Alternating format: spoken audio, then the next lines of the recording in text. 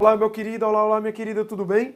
Eu sou o professor João Victor, da disciplina de Química, e hoje, na nossa Operação Papiro, nós vamos trabalhar algumas dicas importantes para a tua prova da SpaceX, que está bem pertinho. A gente está chegando lá, e eu não tenho dúvida que tu está preparado. Só que mesmo a gente se preparando muito, é importante a gente ficar atento àquelas dicas de última hora, aquelas dicas que parecem uma coisa, ó, quando a gente lembra dela na hora da questão, a gente consegue resolver e aí dá aquela satisfação enorme. Beleza? Então hoje nós vamos trabalhar algumas dessas dicas, nós trabalhamos outras já na semana passada, na semana retrasada. E aí para hoje eu vou conversar um pouquinho com vocês sobre radioatividade, alguns exercícios, algumas questões da própria SpaceX de radioatividade, que é um assunto bastante comum de aparecer na prova. A parte de distribuição eletrônica e ligações químicas, além de geometria molecular, que é outro ponto que aparece bastante nas provas. E nós vamos trabalhar também outros assuntos, como por exemplo a química orgânica, que também vai aparecer na tua prova, não tenha dúvida disso. Lembrando que, como eu já comentei em outra oportunidade, a nossa prova de química da SpaceX, ela é composta por 12 questões, das quais nós temos a distribuição por toda a disciplina de química, certo? Se tu pega o edital da SpaceX, tá lá todo o conteúdo de química do ensino médio. De novo, os livros que tu vai utilizar para se basear e estudar para a prova da SpaceX são o Martha Reis, ou a Martha Reis, os Berck Salvador, Ricardo Feltri. Esses são os 3 principais livros utilizados até na confecção das questões, ou seja, na elaboração das questões que aparecem na tua prova. Eu destaquei isso em outra oportunidade, quando a gente estava aqui em algum evento, e aí eu mostrei para vocês, dentro do texto das questões, que esses textos sempre eram retirados desses livros. E hoje não vai ser diferente. Nós vamos ver mais uma vez questões da própria prova da SpaceX de 2020, 2018, 2019, questões mais antigas, que também foram extraídos textos desses livros que eu acabei de citar para ti. Beleza?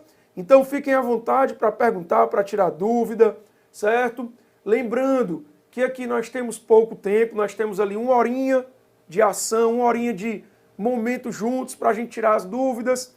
E aí, obviamente, que não dá tempo eu simplesmente chegar aqui e explicar todo o conteúdo de química para ti. Nem simplesmente eu chegar e escolher um conteúdo como radioatividade e explicar tudo e resolver exercício. A gente tem pouco tempo, tá bom? Então, como é que a gente trabalha nesses nossos eventos, nesses nossos momentos aqui de dicas? Eu trago a questão, resolvo a questão contigo e dentro da questão, dentro da resolução, eu vou te mostrando o passo a passo e trago algumas dicas importantes. Fechado? Fiquem à vontade mais uma vez, perguntem, tirem dúvidas. Nós estamos aí com o nosso amigo João Pedro como monitor, certo? Lembrem-se que por trás dos nossos eventos, das nossas aulas, nós temos uma equipe gigantesca. Além do professor, nós temos a galera que auxilia em tudo com relação ao funcionamento perfeito da nossa transmissão, certo? E aí nós temos aqui o João Pedro participando hoje com a gente como monitor aí online do Alfa, certo? Nós temos aqui conosco por trás das câmeras nosso amigo Humberto, certo? O cara que faz as coisas funcionarem aqui nos bastidores. Se não fosse ele, vocês não iam conseguir me ver, porque eu não sei nem ligar a câmera, certo? Então, é importante isso, tá bom, gente? Pois bem, vamos lá. Elson, vamos mandar bronca? Galera, pois bem, a primeira questão que eu trouxe para vocês é uma questãozinha agora da última prova, 2020. Na verdade, eu trouxe outras questões aí também envolvendo a radioatividade. Mas essa é uma questão de 2020. E é recorrente aparecer para a gente a parte de radiação, radioatividade ou reações nucleares. Tem alguns nomes que podem ser usados para destacar esse conteúdo, certo? E o que é essa radioatividade, professor, para a gente começar? Eu vou trazer aqui para o quadro e vou destacar para ti, ó, radioatividade ou radiatividade. Tanto faz. Os 2 nomes estão corretos. Qualquer um dos 2 que utilizar está de bom tamanho. Tu vai lembrar que são processos que envolvem a transformação do núcleo do átomo. São processos que estão relacionados com a transformação do núcleo do átomo. alguns átomos que são constituídos por grandes quantidades de partículas, prótons, nêutrons, no núcleo, né? Os elétrons ficam na eletrosfera, mas como a gente está trabalhando com o núcleo, principalmente grandes quantidades de prótons e nêutrons, eles acabam tendo uma grande energia armazenada no núcleo. E essa grande energia armazenada no núcleo faz com que esse átomo, ou esses átomos, sejam instáveis, não tenham grande estabilidade. E aí, para eles se estabilizarem, o que é que eles fazem? Eles emitem radiação. Essa radiação, ela é emitida na forma de partículas e muitas vezes envolvendo também a emissão de energia. Beleza? E aí, de antemão, eu já friso para ti que nós temos 3 partículas principais. Dentro da radioatividade, e que são as partículas mais cobradas na prova da SpaceX, nós temos as partículas alfa, certo? As partículas alfa. Nós temos as partículas beta e nós temos as radiações, né? Aí nós não vamos chamar de partícula, mas nós temos a radiação gama, certo? Olha só o que eu te disse agora. Alfa e beta, nós podemos chamar de radiação ou de partícula. Por quê? Porque são emitidos no núcleo do átomo e quando esses tipos de radiação são emitidos do núcleo, eles arrastam partículas desse núcleo. Já a radiação gama, eu não chamei de partícula gama. Por quê? Porque ela é simplesmente energia. E aí eu já chamo a tua atenção para o seguinte, uma radiação gama, ela só pode ser emitida se antes tivesse sido emitida uma radiação alfa ou uma radiação beta, certo? Essas são as 3 principais radiações que nós temos, ok?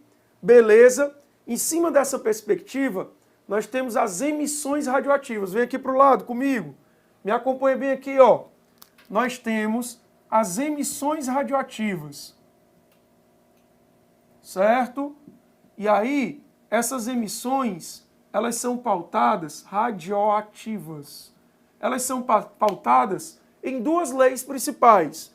Primeira lei da radioatividade, que nós chamamos de lei de Soddy, ou SOD, tanto faz. Lei de Soddy, ou SOD, ok? Que vai mostrar pra gente o seguinte, ó. Olha só, tu vai ter a seguinte situação.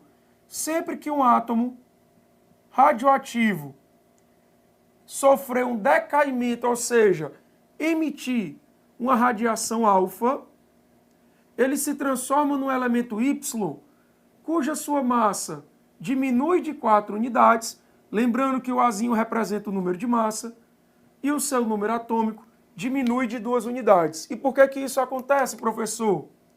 Porque a nossa radiação alfa, ela é constituída por 2 prótons e 2 nêutrons. Então, quando um átomo radioativo emite uma radiação alfa, ele perde 2 prótons e 2 nêutrons do seu núcleo.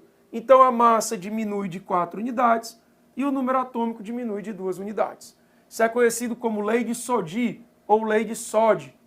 A segunda lei da radioatividade, conhecida como lei de Soddy, Fajans e Russell, Soddy, Fajans e Russell, ela faz o seguinte, ó, sempre que tu tiver um átomo qualquer radioativo e ele sofrer um decaimento beta, a massa dele não vai sofrer alteração, continua sendo a mesma, mas o número atômico dele vai diminuir, ou melhor, desculpa, vai aumentar de 1 unidade. Beleza? O que é que vai acontecer? A radiação alfa, ela é formada por 2 prótons e 2 nêutrons. A radiação beta é nada mais, nada menos que um elétron que foi arrancado do núcleo do átomo.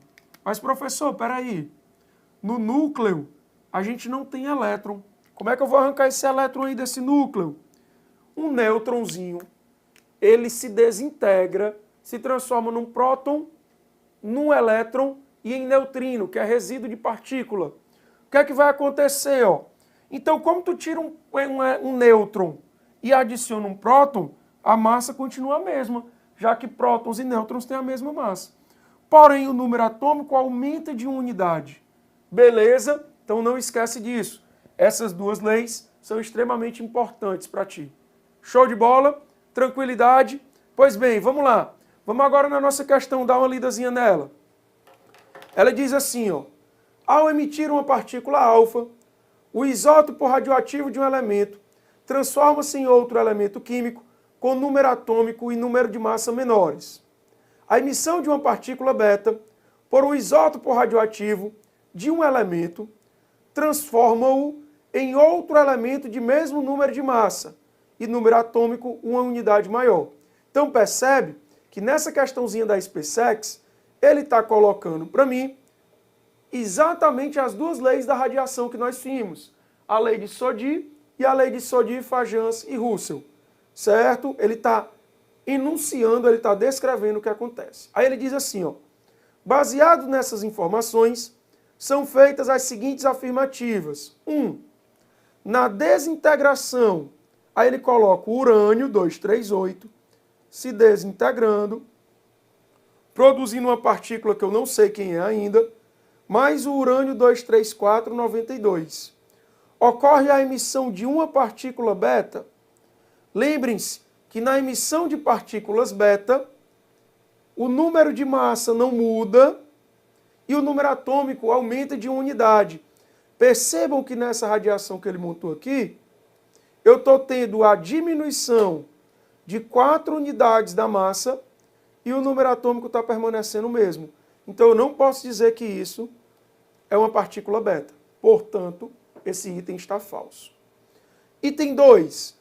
Na desintegração, aí ele pega aqui um elemento químico 234 com uma partícula sendo emitida e transformando no elemento químico 234, o Pa234, se transformando no U234.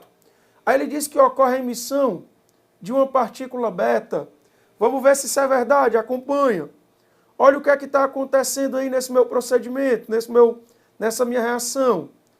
A minha massa está permanecendo a mesma e o meu número atômico está sendo acrescido de uma unidade.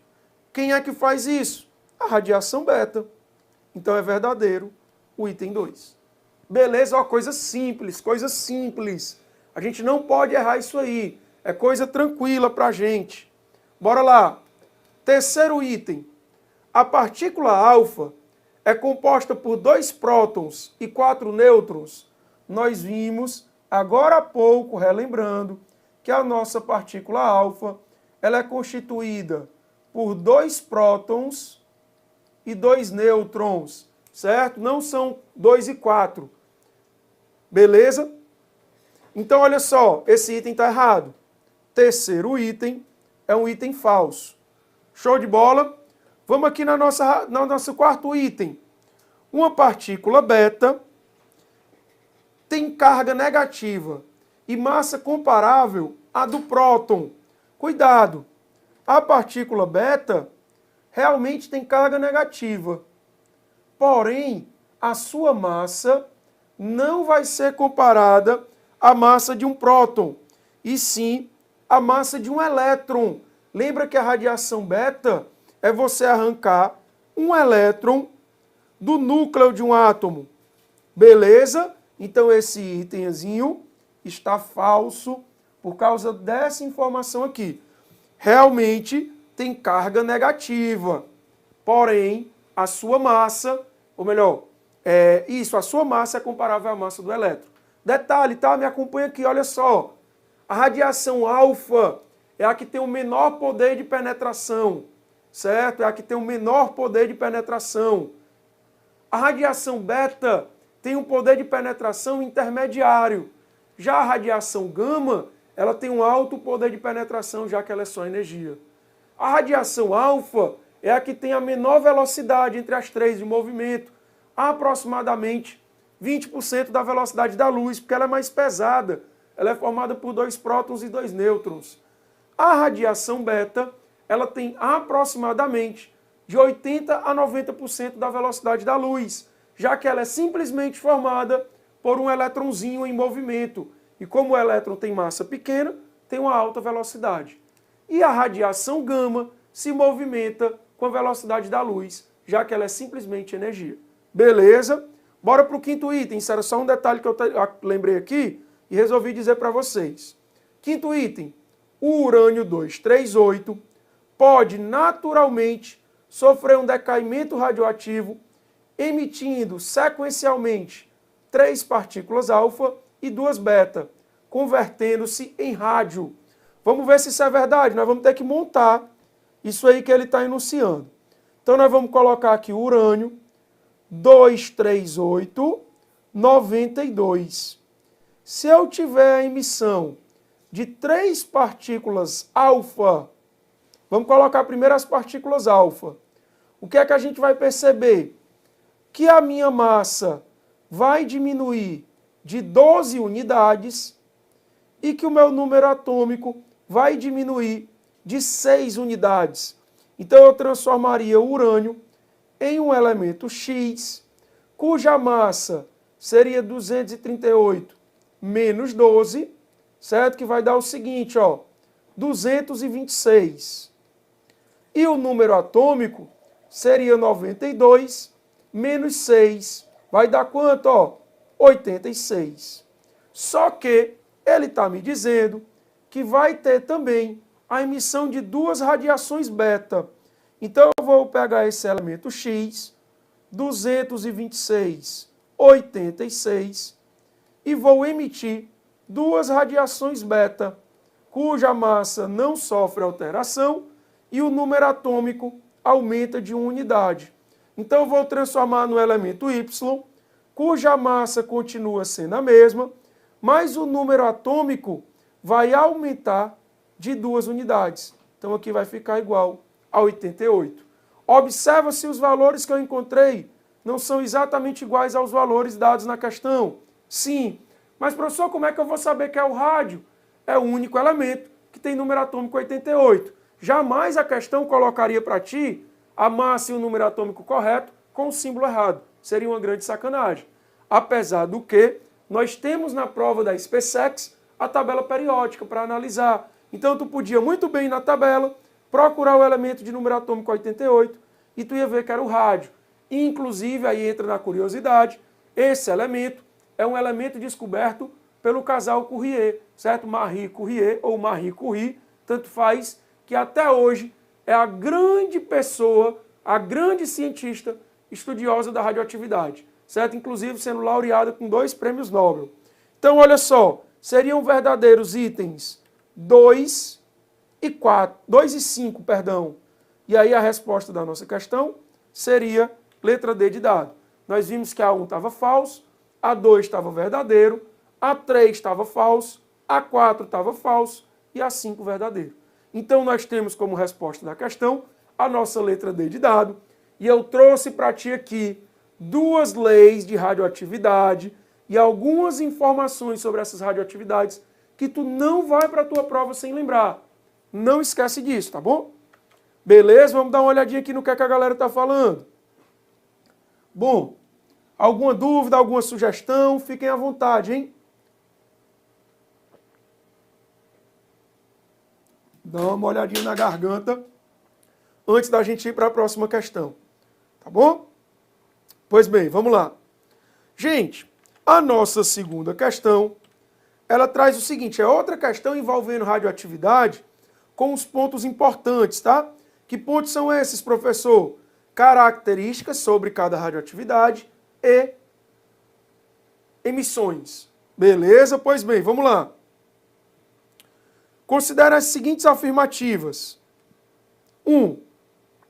O poder de penetração da radiação alfa é maior do que o da radiação gama. Vamos lá. Poder de penetração, radiação alfa é maior do que radiação beta, que é maior do que radiação gama. Desculpa, radiação gama é maior do que alfa. Zerou, vamos de novo.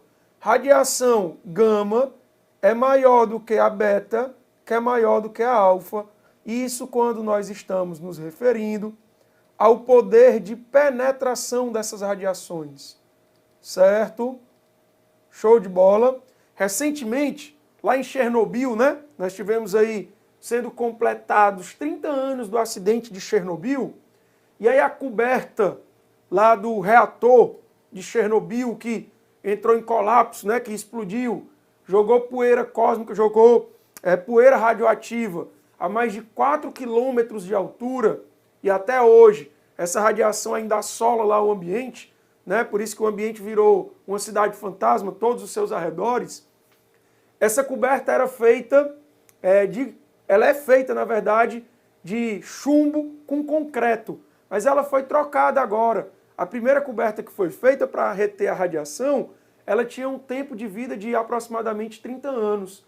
E ela foi trocada agora por uma outra coberta feita de chumbo com concreto, né? Um material bem espesso, porque a radiação gama, por exemplo, ela consegue atravessar folha de papel, folha de madeira, consegue atravessar uma espessura de chumbo de até 5 milímetros. A partir de 5 milímetros ela é retida, mas até 5 milímetros ela ainda consegue, de alguma forma, atravessar, em pequena proporção, mas consegue. Beleza? Então essa coberta foi trocada e hoje ela tem uma validade de 100 anos. Ela foi feita para durar 100 anos, aí daqui 100 anos ela é trocada novamente. Beleza? Então esse primeiro item, ele é um itemzinho falso. O poder de penetração da radiação alfa, ela é menor do que a da radiação gama. 2. A perda de uma partícula beta, lembrando que essa perda de partícula ocorre a partir do decaimento, a partir da emissão, que é estudada nessas duas leis que nós comentamos hoje. E ele diz, a perda de uma partícula beta por um átomo ocasiona a formação de um átomo de número atômico maior? Sim, de número atômico maior. Lembra, ó, segunda lei da radioatividade, lei de Soddy, Fajans e Russell.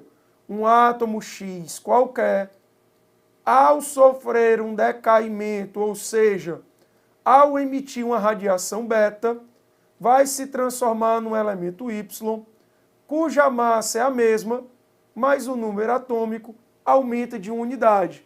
Professor, me lembra uma coisa. Como é que a gente chama esses átomos que têm a mesma massa, mas que apresentam diferentes números atômicos? Eu diria que X e Y são átomos isóbaros. Átomos isóbaros são átomos que apresentam o mesmo número de massa, mas apresentam diferentes números atômicos e, consequentemente, diferentes números de nêutrons. Fechado? Então esse item 2 está verdadeiro. Vamos colocar aqui do lado, ó, o Vzinho. 3. A emissão de radiação gama a partir de um núcleo de um átomo não altera o número atômico e o número de massa desse átomo. Galera, um detalhe importante, ó, lembrem, só acompanha comigo aí na telazinha. Lembra que eu te disse o seguinte, eu falei para ti que na emissão de radiação, uma radiação gama, ela só pode acontecer se antes o átomo tiver emitido uma radiação alfa ou uma radiação beta. Lembra disso? Lembra, professor? Beleza. Então, galera, o que acontece é exatamente isso. Quando um átomo emite radiação gama, como essa radiação ela é só energia, ela não vai alterar nem o número atômico, nem o número de massa daquele átomo. Então esse item é verdadeiro. O átomo pode até sofrer alteração do número atômico e do número de massa, mas não em virtude da radiação gama, e sim em virtude das radiações alfa e beta. Professor, existem outras radiações? Sim, nós temos os pósitrons, por exemplo. Nós podemos ter a emissão de nêutrons do núcleo do átomo direto, que não é uma radiação propriamente dita, mas nós chamamos de emissão de partículas, que acaba sendo um processo radioativo. Ok? 4. A desintegração do rádio a bismuto envolve a emissão consecutiva de 3 partículas alfa e 2 partículas beta. Aí nós vamos ter que montar para saber se isso é verdade. Do mesmo jeito que a gente fez na questão anterior, e lembrando, tá, ó, essa questãozinha anterior que eu resolvi é agora da última prova de 2020. Essa que a gente está resolvendo é da prova de 2018. Então percebam que são questões muito semelhantes. O que é que eu preciso para resolver essas questões? Eu preciso da teoria básica da radioatividade. Eu não preciso ser um Rutherford, eu não preciso ser uma Marie Curie para conseguir resolver isso aqui. Eu preciso do conceito básico da radioatividade para eu saber aplicar. E eu tenho certeza absoluta que acompanhando as nossas aulas, tu conseguiu lembrar dessas leis de radiação. Então vamos lá, ó. Eu vou pegar aqui o átomo de rádio, cujo número de massa é 226 e o número atômico é 88. E eu vou fazer aqui, tu pode fazer os dois juntos de uma vez, tanto a alfa como a beta logo. Como eu sei que eu sou desatento e eu gosto de errar matemática, uma soma, uma subtração, e isso me prejudica na hora da questão, eu vou fazer devagarinho. Então, ó, vou fazer cada partícula de uma vez, ó. 3 partículas alfa. Então, tu vai lembrar o seguinte, 3 partículas alfa, o número atômico vai diminuir de 12 unidades. Então, eu tenho 226, vou subtrair 12, vai dar 204. Então, eu vou formar aqui um átomo Y, cuja massa é igual a 204, já que ele vai perder 12 na sua massa. Beleza? Aí nós vamos... Opa, desculpa. Aqui não é 204, professor. É 214. Foi mal, gente. 214, ó. Se eu errar essa, ó, tá vendo como eu disse para vocês, ó? Às vezes uma desatençãozinha na massa, no número atômico, numa subtração, numa soma, acaba fazendo a gente perder a questão. Eu errei de propósito, só para vocês verem como, às vezes, a falta de atenção faz a gente errar. Mentira, eu não tinha visto que era 214, mas deu tempo eu corrigir. Pois bem, o número atômico do elemento vai cair de 6 unidades. Então, 88 menos 6 vai me dar 82. Então, o número atômico do elemento Y, depois dos 3 decaimentos alfa, vai ser igual a 82. Só que eu vou ter também 2 decaimentos beta. Então, eu vou botar aqui de novo o Y, certo? E vou fazer o seguinte, ó. 2 decaimentos beta.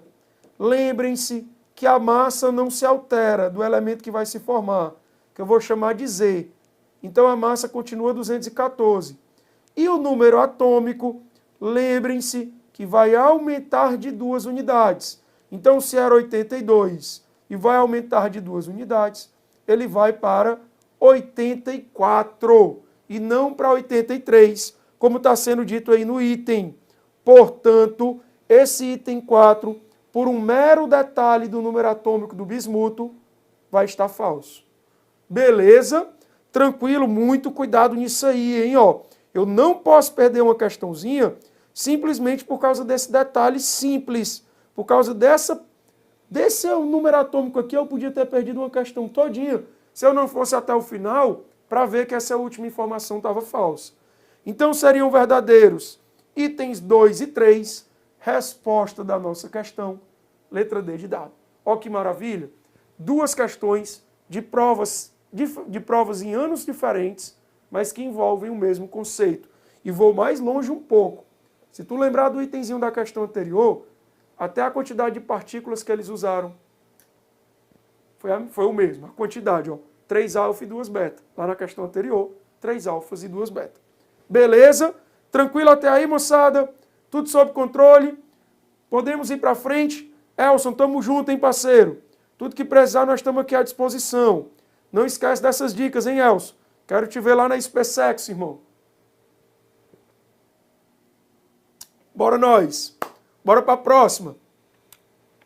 Gente, a próxima questãozinha que eu coloquei foi uma questãozinha daquelas que o meu aluno aqui do Alfa, que assiste às minhas aulas, não só minhas, mas de todos os colegas de Química que tem no grupo, né, na casa, que assistem às aulas lá do nosso Sou Mais Militares, eu tenho certeza que ele não vai perder uma questão dessa. Essa é aquela questão que a gente não pode perder. Eu posso perder aquela questão de equilíbrio iônico que pedia para eu calcular o pH de um ácido fraco. É uma questão mais complicada. Aquela, a grande maioria vai perder, menos o meu aluno alfa. Mas aí, se por acaso eu dei uma desatenção, perdi ela. Beleza. Vou morrer por isso? Não. Mas essa daqui, nesse estilo, eu não posso perder. Essa questãozinha é da prova de 2018. É uma questãozinha que envolve tabela periódica e distribuição eletrônica. Dois assuntos que com certeza absoluta vão aparecer na tua prova. E tu vai perder a questão desse assunto? Nem a pau. Quer ver? Acompanha comigo. Ela diz assim, ó. Considerando a distribuição eletrônica do átomo de bismuto. Vamos botar aqui, ó. Eu já resolvi essa questão aqui em outros eventos, em outros momentos, tá? Mas eu sempre gosto de trazer ela, porque volta e meia a SpaceX traz algo parecido com isso. Aí ele diz que está no estado fundamental e conforme o diagrama de Linus Pauling. E ele diz assim, ó, pode-se afirmar que o seu subnível mais energético e o período em que esse elemento se encontra na tabela periódica são respectivamente. Vamos lá. Professor, toda vida que eu vou fazer a distribuição eletrônica, eu perco porque eu não lembro a sequência correta. Eu vou lá, 1S2, 2S2, 2P6, 3S2, 3P6, 4S2, 3D10, 4P6. Quando chega por aí eu começo a me perder. Porque eu vou para o 4, volto para o 3, aí vou para o 5, volto para o 4. Monta o diagramazinho de Linus Pauling. Vem para cá comigo. Lembra como é que a gente vai montar, ó? Olha só, quadrinho bonitinho aqui, todo ok. Aí tu vai fazer o seguinte, ó. Lembra que no átomo eu posso ter até 7 níveis de energia, até 7 camadas. Então, eu vou montar o meu diagrama, entre frases e palavras, nós vamos ter 7 frases e palavras. Olha só, por exemplo, só. Segundo, sopa. Terceiro, sopa de. Quarto, sopa de feijão. Aí quando chega na quarta aqui, ó, eu repito, ó, sopa de feijão. Aí eu começo a diminuir, ó, sopa de. E agora, ó, 1, 2, 3, 4, 5, 6, a última, sopa. Aí tem aquele sabichão, né? Ah, professor, mas tem o G, o H e o I, que o senhor não colocou. Ah, professor, mas no último nível é só o S. Gente, à medida que novos números, ou novos elementos são descobertos, o diagrama ele tende a aumentar, porque os números atômicos tendem a ser maiores. Mas a questão não vai trazer para ti uma distribuição envolvendo os subníveis G, H e I, certo? Por quê, professor? Porque é algo mais complexo, é algo que não entra na abordagem da SpaceX, a não ser que eles mudem completamente a prova deles de todos os anos que aconteceram para agora, para esse ano. Que eu tenho certeza que isso não vai acontecer logo no ano que tu vai fazer a prova. Então não se preocupa com isso. Aí agora nós vamos numerar aqui, ó. 1, 2, 3, 4, 5, 6, 7. Aqui eu começo do 2, ó. 2, 3, 4, 5, 6, 7. Aqui eu começo do 3, ó. 3, 4, 5, 6. E aqui, 4, 5. Ó, professor, meu diagrama está ficando lindo. Observa agora as setinhas, ó. Primeira, na diagonal. Segunda, terceira, quarta, quinta, sexta, sétima e oitava. Nós vamos agora lá para a geografia do meu amigo Trigueiro. Isso aqui parece com o quê, professor? Parece o mapa do Ceará. Né? Puxando a sardinha aqui para o nosso estado, ó. Parece o mapa do Ceará. Geografia do Ceará, quem é que detona? Nosso amigo Trigueiro vai lá e arrebenta. Não é verdade? Então, olha só. Montado o meu diagrama, eu vou seguir esse diagrama para fazer a minha distribuição eletrônica. Lembrando que o subnível S comporta no máximo 2 elétrons, o P, 6 elétrons, o D, 10 elétrons e o F, 14 elétrons. Né? Tem aquelas frasezinhas que ajudam a gente a decorar, ó. Saí com 2, papiei com 6, dialoguei com 10 e fiquei com 14. Olha aí. Beleza? Ó. Saí com 2, papiei com 6, dialoguei com 10, fiquei com 14. Beleza? É a quantidade máxima de elétrons em cada subnível. A questão pediu para eu trabalhar com um bismuto, cujo número atômico é 83. Então, nós vamos chegar aqui no nosso diagramazinho, ó, e vamos começar bem aqui em cima. Imagina que tu é essa bolinha e tu vai começar a descer aqui, ó. Lá vem tu. Quem é o primeiro obstáculo que tu encontra? Um S. E o subnível S guarda quantos elétrons, professor? 2. Então fica 1s2. São 83. Então haja distribuição eletrônica até chegar nos 83. Aí a gente continua aqui, ó. Passou do primeiro obstáculo. Acabou uma seta. A cabeça de uma seta, tu vai interligar com o rabo da outra, ó. Aí tu vem descendo de novo. Quem é o próximo obstáculo que a gente encontra? 2S. Aí eu coloco aqui, ó. 2S2. E assim nós vamos para frente. Aí continua aqui, ó. Acabou a seta. Vamos lá para o começo da próxima. 2P. Aí a gente vai descendo. Então vai ficando aqui, ó.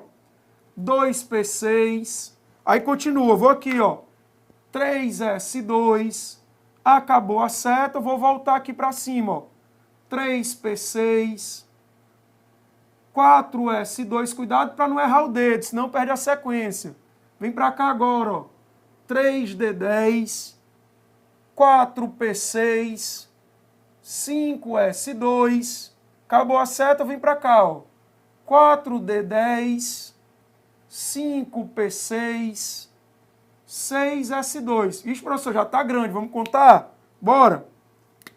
2, 4, 10, 12, 18, 20, 30, 36, 38, 48, 56. Está longe ainda, viu? Ainda falta ruma de elétron, ó. Então a gente continua. 6S2 vem para cá, ó. 4F14. Aí depois do 4F14 vem o 5D10. Vamos contar agora, professor, que aumentou muito. Vamos de novo. 10, 20, 30, 38, 48, 56, 60, 70, 80. Tá vendo? Aumentou de uma vez, ó. Só falta 3. Aí eu venho para cá, ó. 6, P3. Pronto. Deu os 83 que ele queria? Deu. Então vamos lá. Ele pede na questão o subnível mais energético e o período em que esse elemento se encontra na tabela periódica. Toda vida que uma questão te pedir o subnível mais energético, tu vai lembrar que é o último na distribuição eletrônica.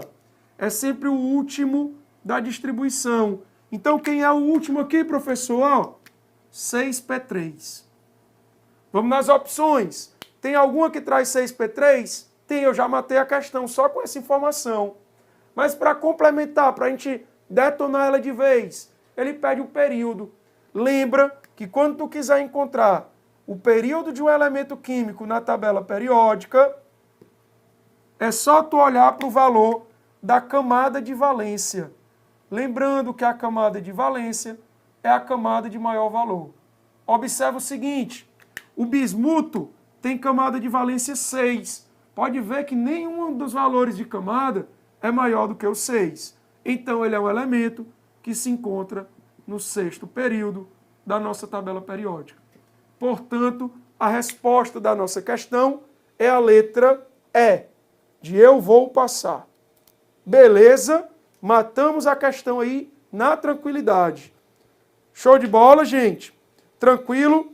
Vamos dar uma olhadinha aí no nosso bate-papo, nas dúvidas, nas perguntas. Tudo certo até aqui, galera?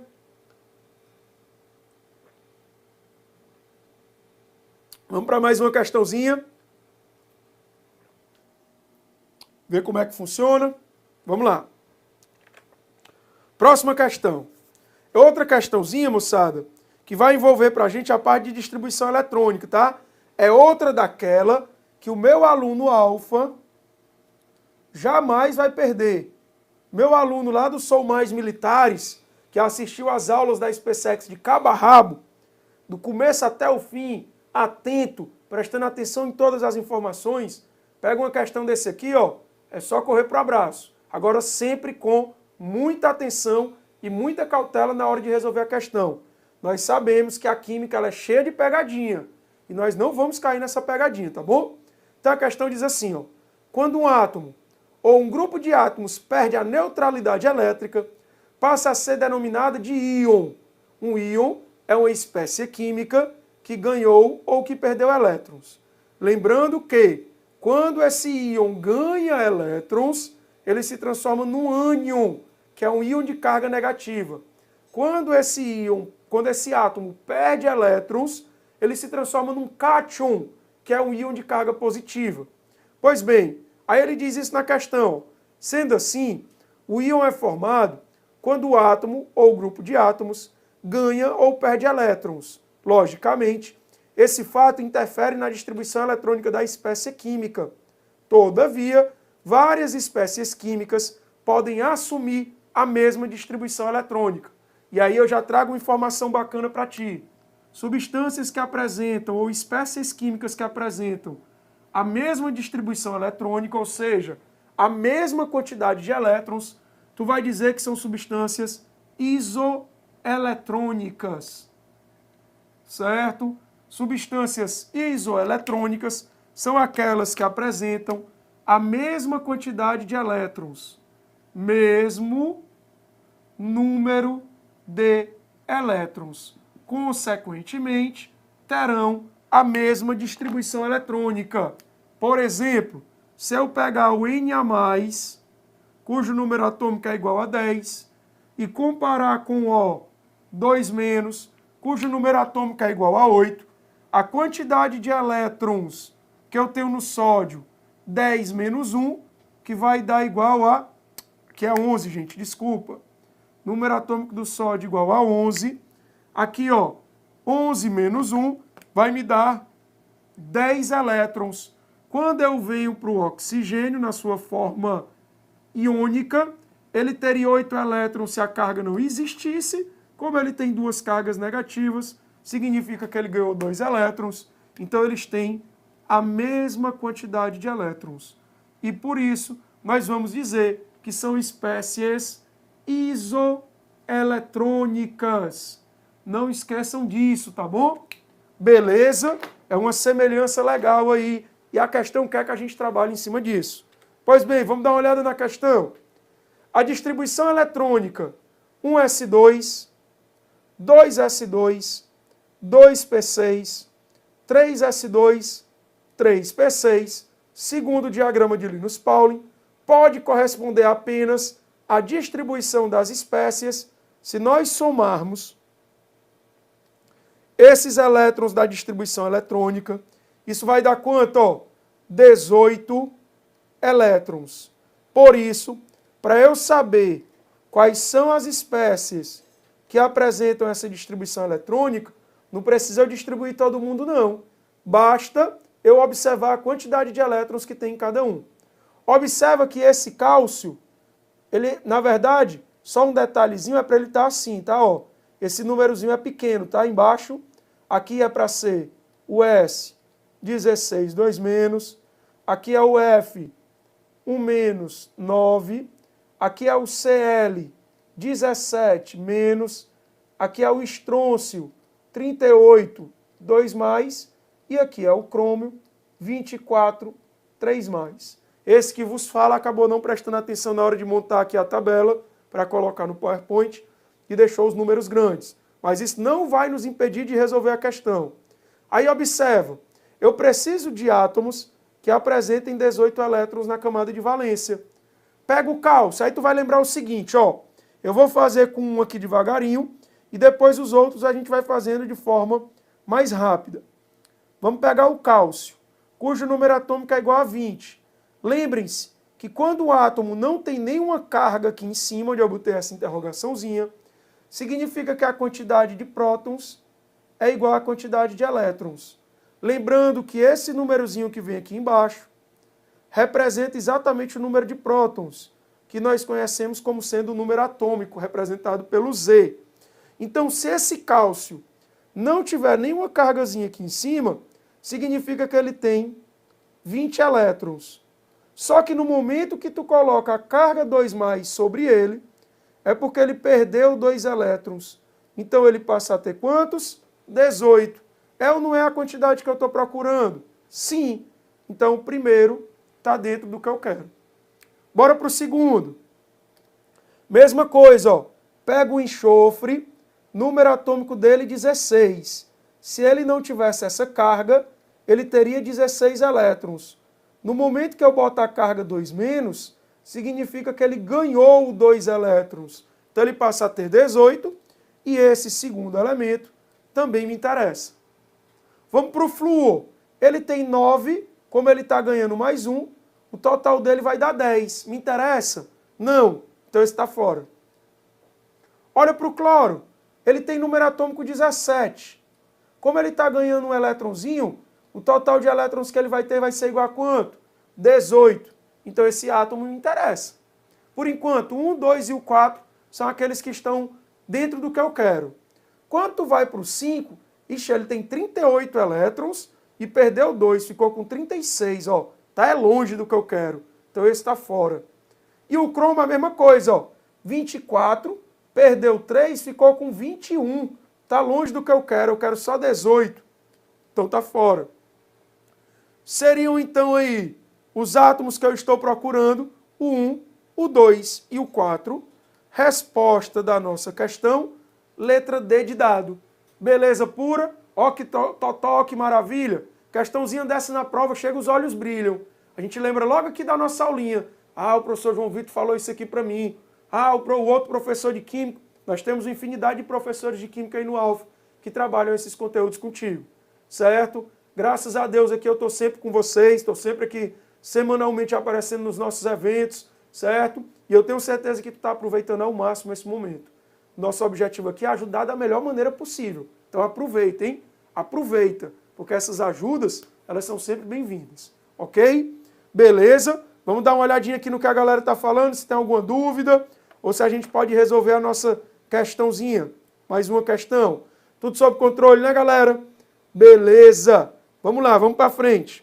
Galera, a nossa próxima questão é uma questãozinha que vai envolver a nossa boa e velha química orgânica. O professor vai cair na minha prova, a química orgânica é tanta coisa para eu decorar, vai cair na tua prova. Ah, professor, eu estou com pouco tempo, a prova já é agora, no final do mês. O que é que eu faço? Tu vai lembrar o seguinte, ó. Tá rápido aí, tá apressado, não tem muito tempo. Memoriza a função orgânica e aprende a determinar o número de ligação sigma e pi e as fórmulas moleculares. Porque se vier um itemzinho desse na tua prova, tu vai matar aquela questão. Beleza? Então vamos lá, a questão diz assim, ó. Na ração operacional do Exército Brasileiro, é fornecida uma cartela contendo 5 comprimidos do composto dicloro isocianurato de sódio, também denominado de dicloro S-triazinotriona de sódio, ou trocloroceno de sódio, dentre outros nomes. Essa substância possui a função de desinfecção da água, visando a potabilizá-la, ou seja, é o Exército utilizando a tecnologia e a química, obviamente, que faz parte direta da tecnologia, em prol dos exércitos brasileiros, certo? Em prol do avanço da utilização dessas técnicas e dessas tecnologias. Daqui a um tempo vocês vão estar lá, vocês vão saber melhor do que eu que isso é bastante utilizado dentro do nosso exército.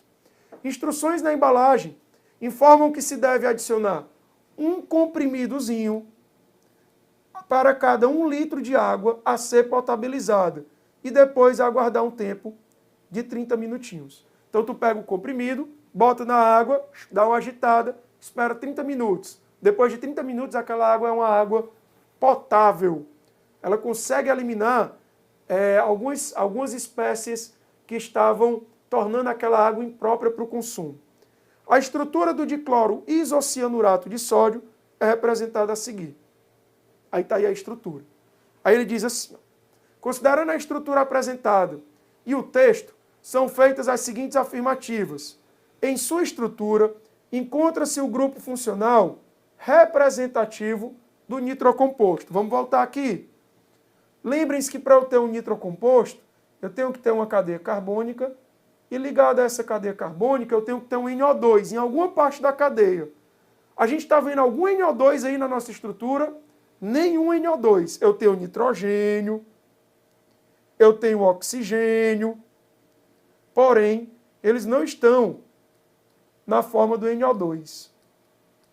Não é verdade? Beleza? Então esse primeiro item está falso. Segundo item. Todos os carbonos apresentados na estrutura possuem hibridação do tipo sp2. Quadro. Vem comigo. Lembra que, de acordo com os postulados de Kekulé, primeiro postulado de Kekulé, ele diz para a gente que o carbono é um elemento tetracovalente. Professor, o que é que significa isso? Tem aqueles memezinhos, né? Coloca aí que o carbono faz 4 ligações, mas Kekulé a gente não pode dizer isso dessa maneira. Pois vamos organizar. O carbono é um elemento químico tetracovalente. O que é que isso significa? Que ele vai formar 4 ligações. Nenhum a mais, nenhum a menos. Mas essas 4 ligações, elas podem estar dispostas de maneiras diferentes ao redor, em torno do carbono. Quais são elas, professor? Vamos lá. O carbono, ele pode apresentar 4 ligações simples, que inclusive é o mais comum de todos. Tu vai lembrar que o carbono que apresenta 4 ligações químicas, ou seja, 4 nuvens eletrônicas em torno do carbono, nós classificamos como sendo um carbono com hibridação do tipo sp3. Se por acaso tu tiver um carbono que tem uma ligação dupla e 2 simples, nós vamos dizer que esse carbono é um carbono cuja hibridação é do tipo sp2. E por último, mas não menos importante, se por acaso o teu carbono tiver 2 duplas ou uma tripla e uma simples, tu vai lembrar que esse teu carbono é um carbono cuja hibridação é do tipo sp3, sp2, sp. Regra dos dedinhos. Na hora da prova, o teu colega do lado, o teu concorrente, pode até achar que tu tá ficando doido, mas tu vai acertar a questão. Ó, 4 dedos, elemento tetracovalente, separei. Se forem os 4 separados, sp1, sp2, sp3. Maravilha. Se por acaso tiver uma dupla e 2 simples, sp1, sp2. Matou. Se forem 2 duplas, ou uma tripla e uma simples, professor, ó, 2 duplas, sp, que é o mesmo sp1. Uma tripla e uma simples, sp. Acabou-se. Nunca mais eu vou errar isso aí. Beleza? Ou tu vai lembrar o seguinte, ó. Cada lado que tem ligação química, tu conta como sendo hibridação. Então aqui, ó. sp1, sp2, sp3. Aqui, ó. Não tem ligação desse lado, então eu não conto. sp1, sp2. Professor, mas aqui é uma dupla, não importa. É só um bizuzinho para facilitar para ti. sp. Tá vendo como facilita a nossa vida? Lembrando ainda que os carbonos sp3 apresentam geometria tetraédrica, cujo ângulo de ligação é de 109 graus e 28 minutos. Geometria, ou melhor, carbono sp3, geometria trigonal plana, ângulo de ligação 120 graus. Carbono sp, geometria linear, ângulo de ligação 180 graus. Eu vos apresento cada carbono com os seus ângulos. Vamos voltar na questão então. Ele diz assim, ó. Todos os carbonos apresentados na estrutura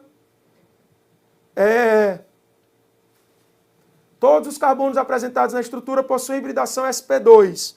Vamos ver. Vamos destacar os carbonos aqui em amarelo. Está aqui o primeiro carbono. O amarelo fica ruim de ver. Vamos pegar outro. Laranjinha aqui, ó. Olha só. Esse carbono tem uma dupla, tá vendo? Vamos levar em consideração aqui, ó. sp1, sp2. Vale, a dica do professor funcionou mesmo. Eu aprendi, ó. Erro mais não.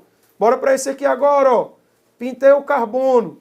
sp1, sp2. Então ele também é sp2. Esse bem aqui agora, ó. sp1, sp2. Ó que maravilha. Eu tenho 3 carbonos na minha estrutura e todos 3 são sp2. Então, essa afirmativa, ela é verdadeira. Terceiro item. Sua fórmula molecular é C3Cl2, N2, NaO3. Vamos contar, né? Vamos contar primeiro os carbonos, ó. Vou pintar de outra cor aqui para facilitar para a gente. 1 carbono, 2 carbonos, 3 carbonos. C3. O segundo elemento que ele bota é o cloro. Vamos contar? 1, 2, não tem mais nenhum. Cl2. O próximo que ele coloca é o nitrogênio. Vamos contar? Nitrogênio. 1, 2, 3. N3. Bateu com o que ele disse? Sim, senhor. Ele tem um sódio, que ele coloca aqui. E os oxigênios agora, ó. 1, 2, 3 oxigênios. O3. Olha se não é o item que ele está colocando. É. Então, esse terceiro afirmativa também está verdadeira. Show? Quarto item.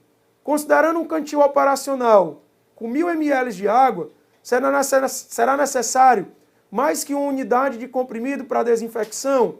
1000 ml equivale a 1 litro, não é assim?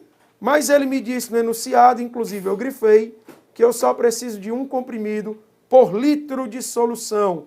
Ou melhor, por litro de água, que não deixa de ser uma solução. Então esse item está falso. Seriam verdadeiros itens 2 e 3, resposta da questão, letra C de casa. E eu matei, mais uma vez, uma questãozinha de química orgânica, que com certeza vai aparecer na tua prova. A química orgânica, ela sempre aparece nas nossas provas, tá bom? Não esquece disso. Deu certo aí, galera? Olha aí, Murilão, gostou da regra dos dedos, né? Olha aí, tá vendo, ó? Sempre ajuda alguém, não tem jeito. Lembra, ó, quadro separado começa sempre aqui na frente, ó. S, SP1, SP2, SP3. Se for uma dupla, S, SP1, SP2. Se for aqui, ó, SP, acabou-se. Aqui também, ó, igual a mãozinha do ET, SP, acabou-se, não tem para onde correr não. Massa, tudo sob controle, galera. Gente, eu sei que tudo que é bom passa rápido. Infelizmente, o nosso tempo está esgotando. A gente conseguiu trazer umas dicas legais de distribuição eletrônica, radioatividade, química orgânica. Mas olha só, nós vamos ter ainda a nossa SRV, né? Que vai acontecer aí, se eu não me engano, no dia 24 de setembro agora. Nós vamos ter a nossa super revisão de véspera. Eu que estou falando com vocês, vou estar lá. Vou trazer mais dicas legais para vocês. Aquelas dicasinhas de véspera de prova, que quando aparece a gente consegue utilizar e ganhar questões que até então a gente achava que ia perder. Beleza? Então, galera, ó, mais uma vez, muito obrigado pela participação. Muito obrigado pela audiência. Até a próxima e um grande abraço. Valeu!